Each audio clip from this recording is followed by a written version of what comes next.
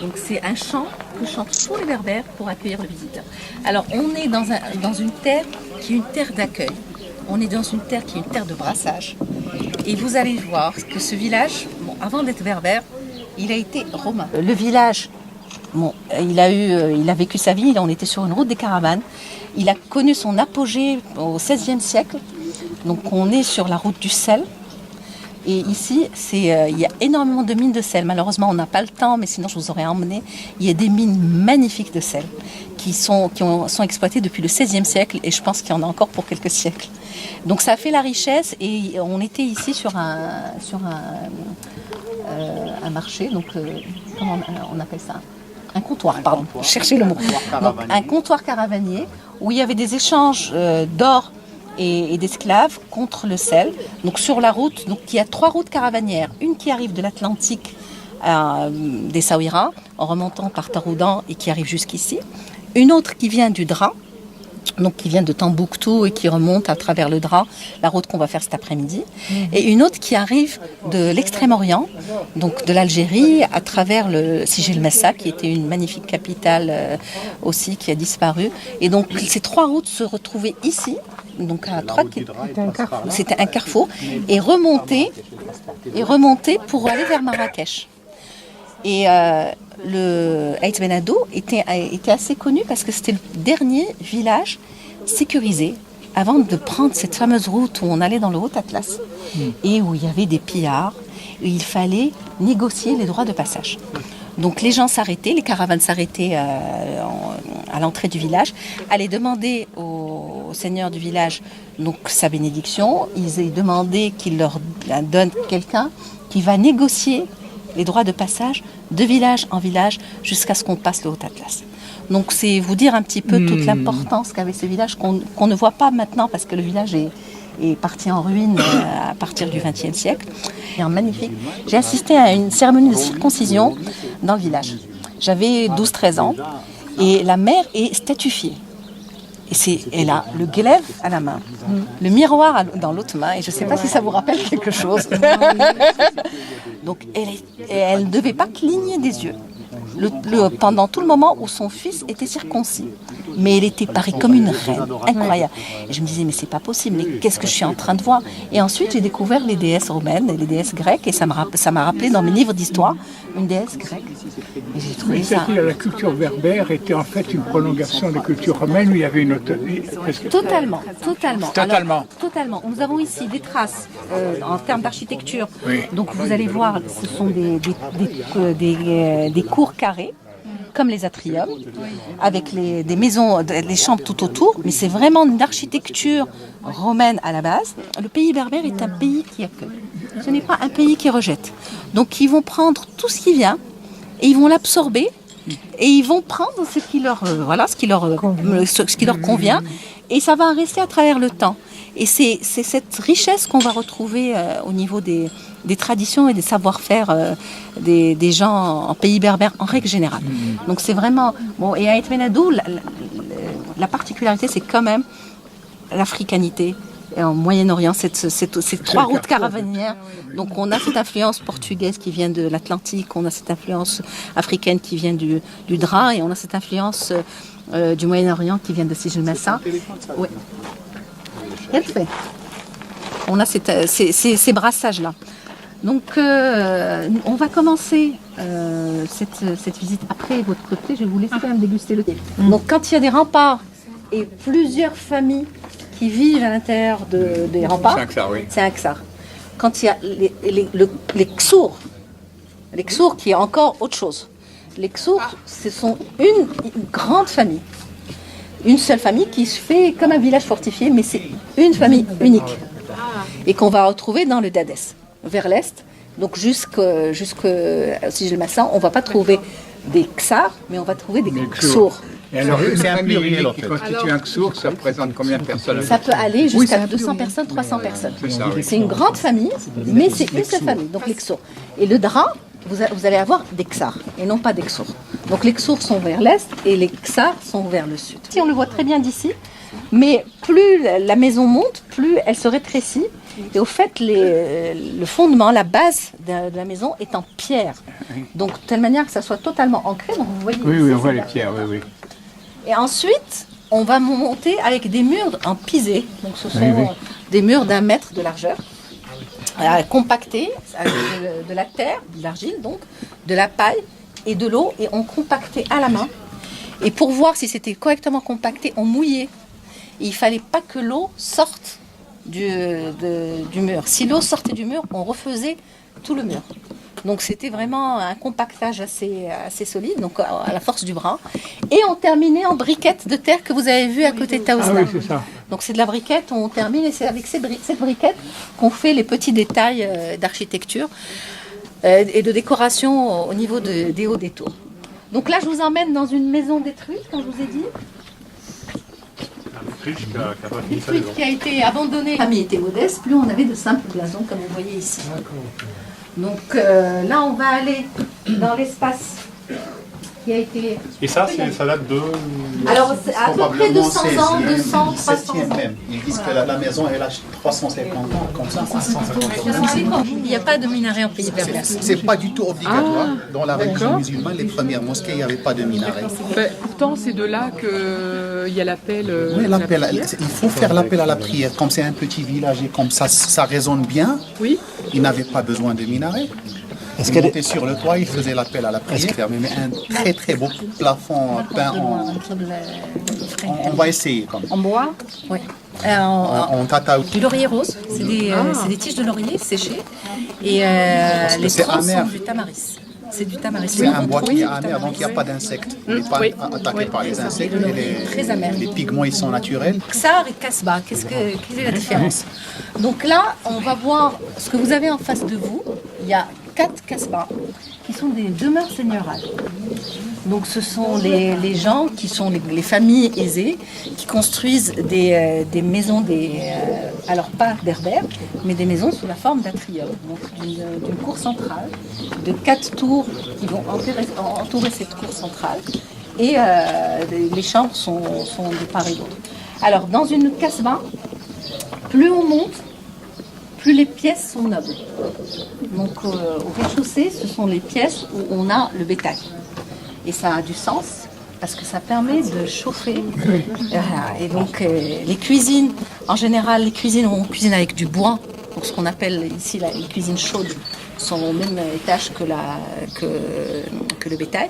Et la cuisine froide, là où on va cuisiner juste au charbon, on prépare les plats, sont à l'étage, au premier étage, et sont juste au-dessus des étables. Et ils rejetaient toutes les légumes. Donc Pour les animaux. et voilà, ils faisaient du compost, ils faisaient du tri sélectif. Les animaux mangeaient les Un circuit très court, il y avait un trou et ils poussaient ça au milieu du trou directement chez les bêtes. Et donc le premier étage, c'était l'étage de vie, donc il y avait la cuisine froide, il y avait les chambres à coucher.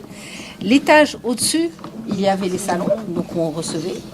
Et les 4 tours étaient les endroits privilégiés où le seigneur de la maison recevait de manière un petit peu plus intime. Alors soit sa femme, soit ses invités. Alors on est dans un pays monogame. Ah oui. On n'est pas dans un pays... C'est pas interdit la polygamie, mais c'est bien plutôt entendu. monogame. La monogamie était la règle jusqu'à moitié du XXe siècle. Donc les divorces sont totalement tolérés. Et une femme divorcée se remarie sans aucun souci. On se marie d'amour, on se marie par amour, il n'y a pas de mariage arrangé. Et le moment où les femmes et les hommes se rencontraient, c'était lors des moussams, ce sont ces fêtes du village, comme partout. On se rencontrait dans les fêtes du village et on se parlait en poème. Et l'homme qui voulait faire de l'œil à une jeune fille, lui chantait des vers et lui répondait. Ce sont des phrases magnifiques. J'espère que ça existe encore. Alors c'est préservé, donc il y a C'est vraiment préservé. tout ça, un travail de C'est pas préservation. pratiqué, c'est préservé. Mais c'est préservé. Donc, et les gens, quand la vie étant ce qu'elle est, quand il y avait séparation, ben, il n'y avait pas un remariage, il y avait un divorce, et la femme se remariait de son côté, l'homme du sien. Et les gens se remariaient. Mon grand-père s'est marié 4 fois, et j'ai un oncle qui s'est marié 14 fois. C'est vous dire, c'est 14 fois. 14 fois, mais il est divorcé. Par contre, l'adultère est le péché ultime. Alors, le plus grand des péchés est le mensonge, l'adultère et le vol. Donc, le vol. 3 choses qui sont punies du châtiment ultime en pays berbère. On ne tue pas en pays berbère. Quand on veut punir quelqu'un du châtiment ultime, on le bannit. On l'excommunie. On le bannit. Ok, il est exilé. Et ça, c'est totalement romain. Donc Le bannissement, c'est absolument une punition romaine. C'est une punition romaine. Donc le Les bannissement. Berbères, peut-être qu'ils l'ont ramené de chez nous. Il y avait des rois romains, nord-africains, qui étaient berbères. Tous les jubas, ils sont berbères. Les rois jubas sont berbères. Donc le bannissement faisait que la personne n'était plus acceptée dans aucune autre tribu. Alliés. Aucune autre tribu alliée. Pour se rafraîchir. Et quand il fait frais, on va se mettre dans des coins où il y a du soleil pour pouvoir profiter de la chaleur. Toute l'architecture berbère est faite en harmonie avec la nature. Et le Ksa, on va le voir au final, vous allez voir qu'aucune maison. Il y a le contre-feu là. Aucune maison ne couvre une autre de telle manière à ce que le soleil puisse entrer dans toutes les maisons.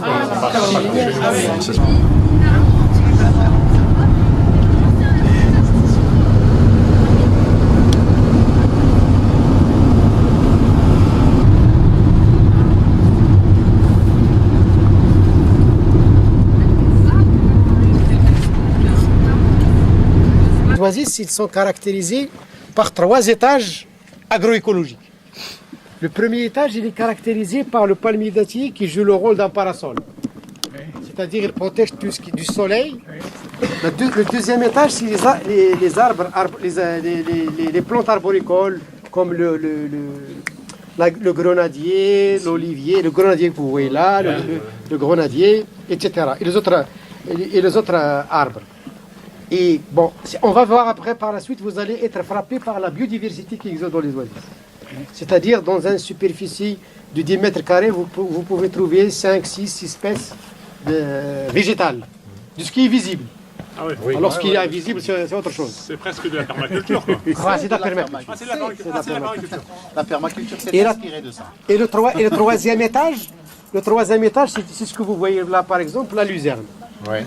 Donc ici, caractéristique, un système ingénieux des oasis, ce système à 3 étages. C'est-à-dire, ils récoltent les dattes, ils mangent avec, ça peut durer 2 ans, 3 ans. Enfin, il y a tout un système encore ingénieux de récolte, de conservation, avec les moyens traditionnels, et qui peuvent durer 3 ans. Et d'ailleurs, on dit aussi, il y a une citation du prophète qui dit, une maison qui a des dattes à la maison, il n'aura jamais faim. C'est une citation qui est connue chez nous, les musulmans, qui a été... Donc les dates, il y a un savoir-faire ancestral très important, surtout par la femme oasienne. C'est une experte. Qu'est-ce que c'est? Ben justement, c'est dans ça. C'est-à-dire maintenant, tu ne les vois pas parce qu'il n'y a pas suffisamment d'eau. Ah oui, d'accord. Et avant, c'était vert. C'est le 3e étage dont je parlais. Où on peut avoir les navets, on peut avoir les carottes, on peut avoir les fèves, on peut avoir tout ce que vous voulez, qui constitue l'unique source des populations oasiennes. C'est-à-dire il y a une autosuffisance de la consommation. Et l'UNESCO, il a classé les oasis du sud marocain comme étant une réserve de la biosphère, parmi un réseau des réserves de biosphère dans le monde. Donc on fait partie pour 3 choses importantes. La géodiversité, la géologie que vous avez vue en venant, la biodiversité et la diversité culturelle. Donc il y a des civilisations millénaires qui ont vécu dans ce territoire-là depuis des millénaires et qui ont su gérer ces ressources naturelles et les garder jusqu'à maintenant dans un environnement de vulnérabilité et de précarité.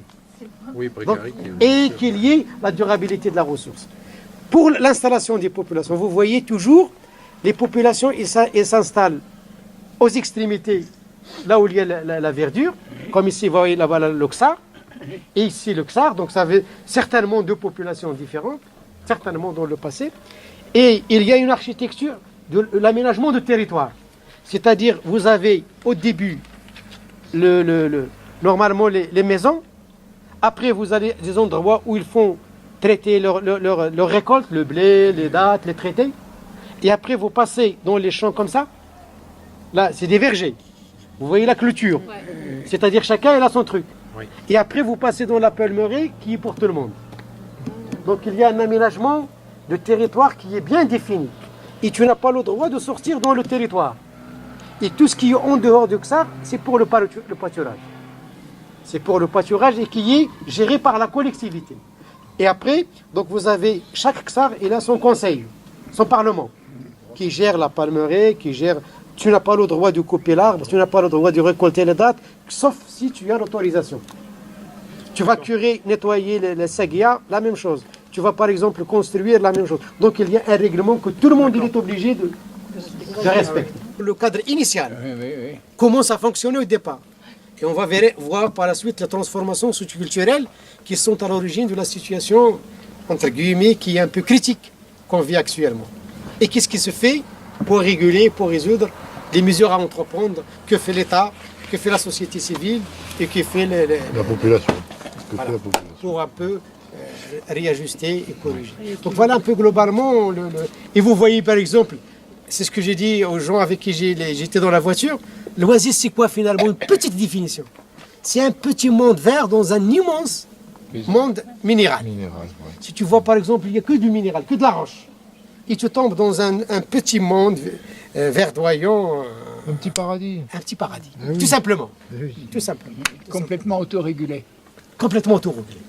C'est-à-dire, si vous voyez un système qui a été mis en place depuis des millénaires et qui a pu résister aux changements climatiques normaux, entre guillemets, et à toutes les civilisations, et malgré la précarité, malgré la ressource qui est faible, malgré les contraintes qui existent, malgré, le système, il a pu...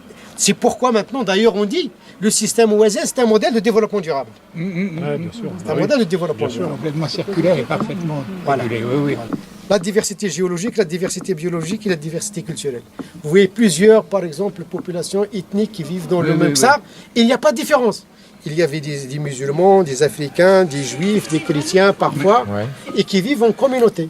Tu trouveras par exemple la mosquée, à côté il y a la synagogue. Oui, ben, on a vu ça déjà. Eh bien je l'ai vu moi à Figuig.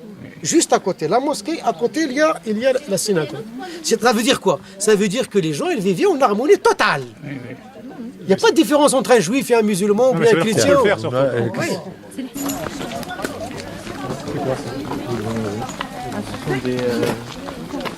Des grenades.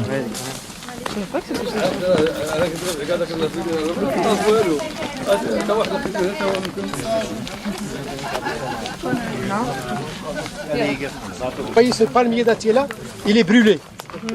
Parce qu'il y a une maladie, un champignon qui l'attaque, le bayoud. Le bayoud. C'est un champignon. C'est un champignon. Et il attaque les variétés les plus nobles. Et donc les moyens traditionnels que font les paysans pour lutter contre le bayoud, c'est de brûler le palmier. Après il régénère. Après il régénère. Et le champignon, il se transmet par l'irrigation. C'est beau, là. Et ça, c'est récent ou il a toujours existé le Il bail? a toujours existé. Les 2 tiers des palmeraies de Marocains, elles ont été détruites par le bayoud. 2 tiers. 2 tiers. Et les variétés les plus nobles. Allez, venez. Allez, des mouchkis.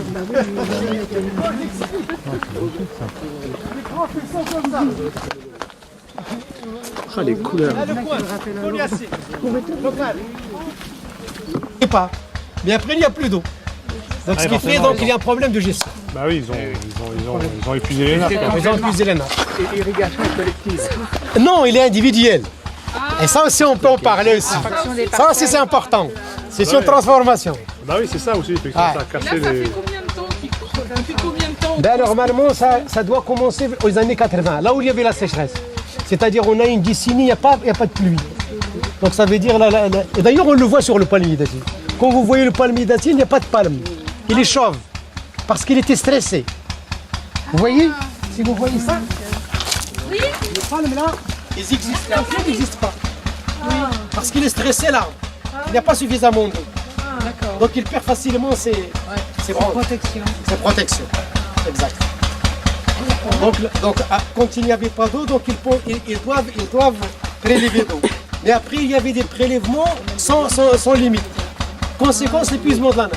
Conséquence, la dégradation de la palmeraie. Et donc la précarité de la population est augmentée davantage. Donc il faut trouver des solutions. Donc peut-être dans l'histoire, on va en parler. Maintenant je vous ouvre l'appétit, peut-être après vous allez me poser. Si on est encore en forme. Si on est encore en forme. Et là vous voyez par exemple les déblais, donc ça veut dire silhouette. C'est la rivière qui est déposée là, qui est débordée à un certain moment, donc il est cultivé dans les terrasses. Donc finalement l'oasis c'est quoi? L'oasis c'est une terrasse de l'ouest. Donc ça vient d'où? Ça vient de la montagne du Haut-Atlas. Donc l'eau il vient du Haut-Atlas, ça il vient du Haut-Atlas, donc l'origine de tout ça il est d'ailleurs. C'est pas d'ici. L'eau d'ici ça vient de la terre, ça vient de... Et d'où l'importance, si tu veux protéger ça, tu es obligé de protéger ce qui en est. Parmi les éléments aussi fondamentaux chez nous, c'est la luzerne. Parce que tu fais toujours, tu travailles par exemple dans les champs, tu as tout ce qui est végétal, mais tu as toujours une vache ou tu as une brebis. Un plus. Elle mange la luzerne. J'ai toujours cru que la luzerne, ça faisait gonfler l'estomac des vaches. Non. Ah oui, moi aussi, c'est ce que j'ai entendu. Quand j'étais petit, j'entendais tout le temps ça. Il ne fallait pas donner de la luzerne de vache parce que ça leur faisait gonfler l'estomac. Il faut pas la donner quand tu la récoltes, il faut la laisser jusqu'à le lendemain. Oui, c'est ça, il ne faut pas, parce que quand elle est chargée d'eau. Voilà, quand il est chargé d'eau. Quand elle est chargée d'eau, il faut qu'elle sèche un petit peu. Il faut la laisser. Oui. Tu la récoltes le soir, Tu la tu récoltes. la laisses demain. Oui. Non, mais c'est Si pour tu ça la que- donnes tout de 24 suite, il va avoir la diarrhée. Non mais c'est pas ça, c'est que fallait pas la laisser brouter la luzerne dans les champs parce que quand elle est humide justement, je pense que c'est plutôt ça. C'est ça. Parce que moi ce que j'ai lu, c'est que des vaches qui avaient brouté de la luzerne étaient mortes gonflées, effectivement. Mais c'est parce que justement elles avaient dû boire avec ça de l'humidité. Enfin, Oui. ok. Donc mais après oui, donc tu peux en faire un. Et plus il mange la luzerne, plus il donne beaucoup de lait. Et plus de beurre. Donc c'est important chez nous d'avoir de lait, parce qu'avant on n'avait pas de l'huile. Donc qu'est-ce qu'on fait, les tagines, on fait le repas avec quoi? Avec Avec du beurre. Avec du beurre. Avec du beurre. Et pourquoi il n'y avait pas d'huile? Parce qu'il y a des oliviers, ça a toujours... Oui, mais et ça peut pas parce ça qu'il y a dépend pas de la d'huile. palmeraie, madame. D'accord. Il y a des palmeraies où il y a de l'olivier, il y a des palmeraies où il n'y a pas d'olivier. Effectivement, là où il y a, ils peuvent le faire avec l'huile d'olive. Mais par exemple, là où j'habitais moi, on n'a pas d'olivier. D'accord. Donc on faisait nos tagines par le beurre. Et ça, il peut aller jusqu'à 20 mètres de profondeur. Profondeur. Ouais. Comme le palmier d'acier aussi. Et le miel de tamaris, il est très bon aussi. Il est cher aussi, chez nous. Il a des fruits. Voilà son fruit. On fait du savon avec. Du savon avec. D'accord. Du savon avec. Vous en avez? Ouais. Et il supporte la sécheresse, il supporte le sel. Et c'est celui qu'on utilise pour la fixation des dunes de sable. Je ne sais pas avec qui j'en parlais tout à l'heure. Avec Corinne peut-être. Ouais, comme les racines. Ah, ما يتعني ما يتعني لاباس روح لاباس دار هنا تهنا له أكمل عون عيديه النار بالي اختها تكون تحليتها كي كالبرد الله يرحم الوالدين ولا إلا ريكولتي لا ليزير تعاون ربي تعاون ربي il est sympa. Et ça aussi pour la femme, il y a des endroits où tu ne peux pas voir le visage de la femme. Il ne peut pas même te parler. Dans les ateliers qu'on fait avec les femmes, parfois, on est obligé de se réunir nous et elle derrière. Ouais. Oui, la culture, c'est incroyable. Et par exemple, chez moi, Est-ce que c'est le cas des palmeraies? il y en a. Ça dépend de l'ethnie qui vit Ah oui. dans le Ksar. Par exemple, là où je suis moi, comme la femme là qui passe, il reste avec nous, on discute, il donne son avis. Il parle beaucoup plus d'ailleurs que les hommes. Et il propose plus que les hommes. C'est vraiment plus. Hein? Oui, la femme est plus intelligente que l'homme. C'est connu, Jean-Pascal. Non mais je vous dis ça parce que c'est important. Quand on travaille sur le terrain, il faut travailler avec la femme. Et parfois tu es obligé qu'elle se met derrière ou bien tu discutes avec elle, tu te mets à l'aise. J'arrive moi quand même parfois qu'elle m'accepte. Donc je viens, je discute avec elle. Sinon, ils font le machin, ils parlent. Et il y a des palmeraies où ils se mettent avec vous, comme vous, sans problème. Ça dépend Sans des problème. ethnies. Ça dépend des ethnies. Il y a des femmes qui font des coopératives, illettrées, ils font des choses de merveille. Des merveilles. Ils participent avec dans l'huile les. d'argan, Avec l'huile d'argan, même avec le palmier d'acier. Même avec Le le palmier. sirop de palmier d'acier. Ouais. Les confitures de palmier d'acier. Les gâteaux avec le palmier d'acier. Le café, même avec le palmier d'acier. Avec le noix de date. On fait du café. Ouais, du très bon café bio. Oh là là, Très bon là, café. là, on va rester ici. Donc il y a des choses extraordinaires. Des choses S'il y a du café. Et donc il y a des femmes qui font des choses. Ah ben oui. Tu les vois au départ, c'est vrai, tu dis, mais quand même, tu t'approches, tu essaies de comprendre, tu découvres des merveilles. Après, elles prennent l'initiative, ce qu'elles faisaient peut-être pas. Oui, voilà. C'est ça, Il faut dire aussi que la dynamique associative qu'on a au Maroc, et grâce d'ailleurs aux bailleurs de fonds, parce qu'il nous exige toujours d'avoir la participation de la femme. Il faut qu'il y ait de la femme. Communauté, donc il y a les intérêts, donc il y a beaucoup de conflits autour de l'eau, autour de pâturage, donc il faut qu'il y ait un système. Et c'est là aussi comment ces gens-là, qui n'ont jamais été à des grandes écoles, ils ont pu faire ça. Ils ont réussi à mobiliser de l'eau par un système très connu mondialement qu'on appelle l'Ikhtara. L'Ikhtara chez nous, les Fogara en Algérie, les Kanas, on les appelle les Kanas dans Jordanie. Et ils existent aussi un petit peu au sud de l'Espagne, en Andalouse, et puis au Japon aussi, un peu en Italie. Et ils sont le réseau le plus développé, c'est chez nous, dans la région où je travaille, à Tafilez. Là, vous verrez par exemple sur des images satellites, ou bien des photos aériennes, vous verrez le nombre de réseaux des Khatara, c'est incroyable. C'est quoi la Khatara? La Khatara, c'est un ensemble de puits. Tu as la palmeraie ici, le zéro, c'est-à-dire l'arrivée de l'eau. Et l'eau, il arrive à une profondeur de la mer, par exemple 20 mètres. Et sur une distance de 12 km, l'homme des Oasis, il a pu creuser ces galeries-là pour capter la nappe à moins 20 et la ramener à zéro. C'est de la topographie. Donc finalement, l'Akhtara, c'est quoi? C'est de l'ingénierie topographique. C'est de l'ingénierie 0,1%. C'est-à-dire une pente de rien du tout. Et avec l'accident du terrain, avec l'hétérogénéité du terrain, comment ça tombe là, qui n'a jamais fait d'école, à faire une pente et à la garder. On a travaillé avec des Français, des Japonais. Ils n'arrivent pas à comprendre comment ces gens-là, ils ont pu faire Sur le papier, c'est facile. Sur le papier, tu peux le faire. Mais avec les moyens de bord, c'est ça le aussi. Actuellement, c'est vrai, avec les moyens modernes, tu peux faire tes tranchées, creuser tes taras, tu fais le trou et après tu vas avoir l'écoulement de l'eau. Mais avec les moyens de bord, la pioche, la pelle et tout ce que vous voulez, ils ont réussi à garder ça sur 20 km. C'est des choses. Et ils ont développé aussi un système de conservation, de protection, parce que vous verrez, si vous voyez par exemple le réseau d'Ikhtara, le réseau, c'est chaque palmerie, il a sa Ikhtara. Donc il faut qu'il y ait un règlement pour chaque Ikhtara, il faut qu'il y ait un règlement.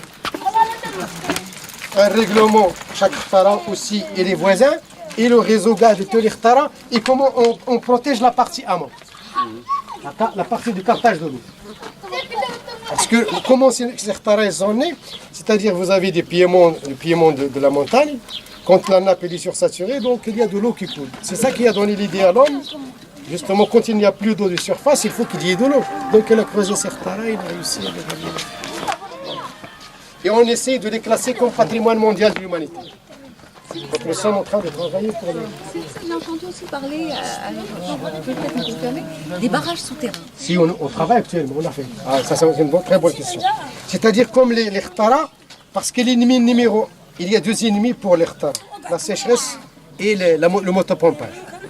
C'est-à-dire le motopompage, maintenant c'est facile, les gens ils ont de l'argent, il y a l'individualisme, au lieu que, parce que l'importance d'Ikhtara aussi c'est le collectivisme. C'est-à-dire un travail collectif qui demande la patience, l'énergie et toute une entente, un système. Donc les gens ils ont commencé à faire des motopompes, comme on avait vu hier. Et ce qui fait la motopompe, il puise beaucoup d'eau, il pompe plus que les entrées, plus que les sorties. Donc ce qui fait la conséquence, il y a un certain nombre d'Ikhtara qui ont disparu. Et ben nous, on a justement, suite à ta question Logna, on a travaillé sur le...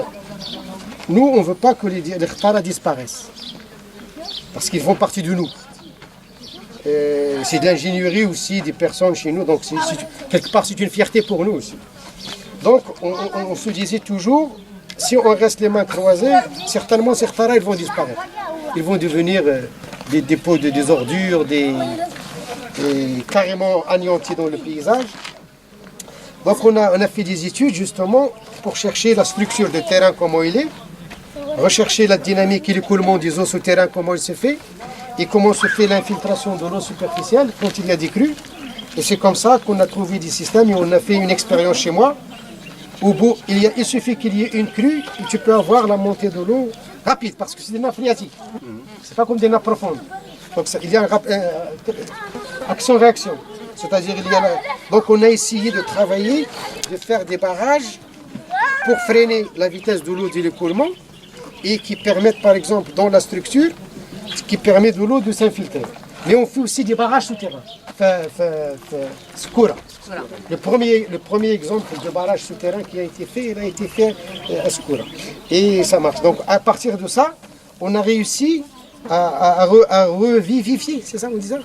C'est-à-dire pas mal d'Ortara qui sont revenus à avoir de l'eau, à être opérationnels et automatiquement les superficies agricoles augmentent. Voilà. Et des gens commencent aussi à revenir, qui ont quitté. Donc ça veut dire que aussi l'importance du système, il n'y a pas irréversibilité. Tout dépend finalement du mode de gestion et du travail que l'homme il consacre à ses milieux. Donc on a fait l'expérience, ça marche très bien, la recharge artificielle des nappes. Et quelle est la faune qu'on trouve dans les oasis? Il y a beaucoup d'oiseaux. Comme vous savez, d'abord une chose déjà fondamentale, ça fait partie un relais des oiseaux migrateurs qui viennent d'Europe pour aller en Afrique ou bien. Et les oasis, il y a pas mal d'oiseaux migrateurs, mais il y a pas mal d'oiseaux aussi endémiques. Parmi les oiseaux qu'on a, c'est l'aigle royal. On avait, les oasis, quand on était petit, quand tu vois l'aigle royal, c'est quelque chose. Il y a aussi pas mal les courbiers, il y a des tourterelles. Oui, il y a pas mal de tourterelles. Voilà, les cigognes. Les cigognes, c'est sacré aussi. J'imagine. C'est sacré. Salam. On a des variétés de rossignols. Les ibis chauves. Oui. Ils ont quasiment disparu. Il y a beaucoup de lézards, de reptiles. Il y a beaucoup de reptiles. Il y a la fouette queue, le varan.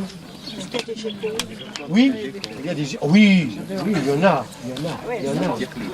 Tiekli. Ou la tête.